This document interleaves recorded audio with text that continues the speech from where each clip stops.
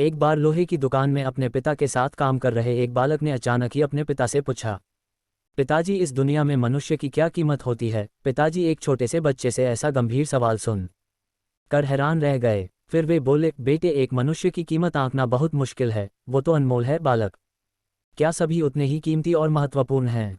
पिताजी, हाँ बेटे। बालक के कुछ पल्ले पड़ा नहीं। उसने फिर सवाल किया, तो फिर इस दुनिया में कोई गरीब तो कोई अमीर क्यों है? किसी की कम इज्जत तो किसी की ज्यादा क्यों? हाँ। सवाल सुनकर पिताजी कुछ देर तक शांत रहे और फिर बालक से स्टोर रूम में पड़ा एक लोहे का रॉड लाने को कहा। रॉड लाते ही पिताजी ने पूछा, इसकी क्या कीमत होगी? बालक, लगभग 300 रुपये।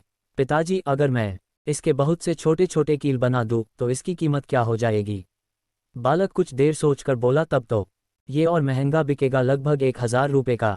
पिताजी, अगर मैं इस लोहे से घड़ी के बहुत सारे स्प्रिंग बना दूं तो? बालक कुछ देर सोचता रहा और फिर एकदम से उत्साहित होकर बोला, तब तो इसकी कीमत बहुत ज्यादा हो जाए।